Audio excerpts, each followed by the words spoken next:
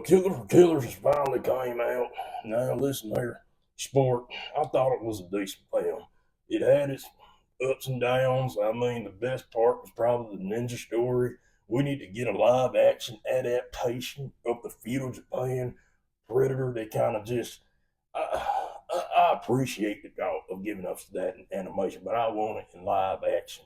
The rest of the story, it was pretty cool. Like at the end, I didn't too much care about the Viking warrior woman.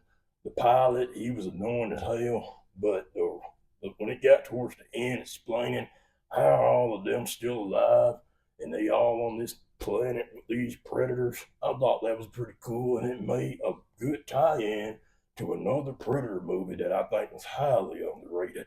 But you have some look charts out here actually saying that this movie is better than the original film. Get the heck up out of here, sport. I mean, you got to be on something to say that this movie is better than Arnold Schwarzenegger's Predator. I wouldn't even say it's better than Predator 2 with Danny Glover. Heck no. Heck no. No sure, Bob. I wouldn't even say it's better than Predators until 2010. No, no, no. But it did give us a lot of answers that a lot of us want. And I think one particular movie, and that's 2010's Predators, which was an underrated film, like I said. I mean, that was terrible marketing, but that movie needs to get a lot more love than it should. I mean, it had an all-star cast, but what we saw in Killers of Killers, you got these humans who are able to defeat a predator, then they freeze them and put them in storage, and then they bring them out and say, hey, you fight to the death, then you come get a piece of me there, sport, WrestleMania style. But what I like, it explains a lot about predators. Now let me get to that right quick. You remember what Lawrence Fishburne's character Nolan said in that movie? He said that there was some type of blood feud going on. You got the small ones and the big ones clashing.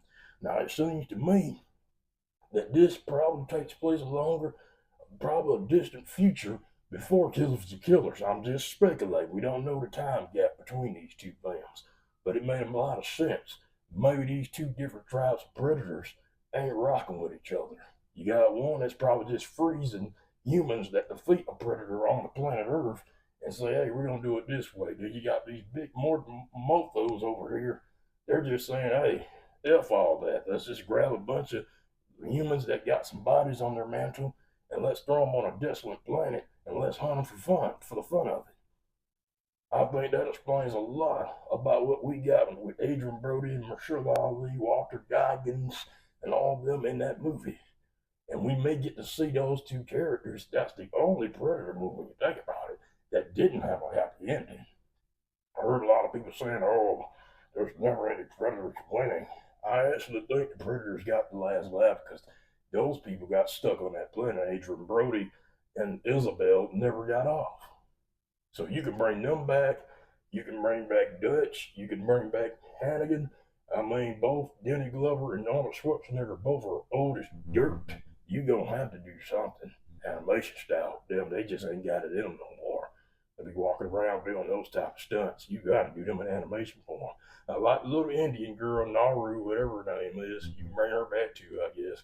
But the rest of them, I want to see them in animation form. If you got too damn track from her, you've reached something that I can like.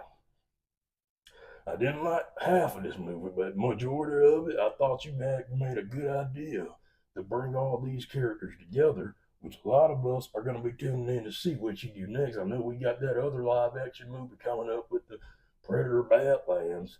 We'll see how you tie in the Alien franchise because we know that's going to happen with William, you, Tony, all up in business here.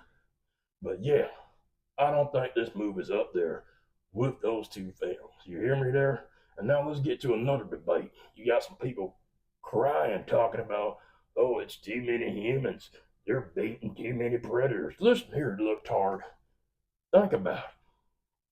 The predator is taking out more people than people taking out the predator. It's taking out at least 20 to 30 people before that one human comes along and take out that one predator. So you could kiss my you know what if you making this argument about, oh, they're not the most deadliest species out there if they're getting killed up by so many humans. Listen here, look hard. They're taking out more humans. You look at Predator 2. How many people got taken out in that film before Danny Glover's Mike Hennigan took out that sucker? How many people did that Predator and Predator 1 took out before Arnold Schwarzenegger's Dutch took him out? Prey. How many people that thing took out before Naru took that sucker out? You look at all the movies, those suckers are, I mean, bodies are piling up like dominoes. And you're sitting here crying, oh, that one human beat him. But that sucker took out, I mean, a dozen to 30 to 40 goddamn human beings. So you can miss me with that there, sport. But let me know what you think about this connection. I think it explains a lot about predators, what happened on that film, the blood feud, these different tribes probably doing their own ways or how they're going to handle human beings and all that. It just explains a lot to me what that blood feud meant, that they probably didn't get along how they want to handle the human beings. But let me know what your thoughts is. I'll see you later. Make sure you come on over here and show me some love.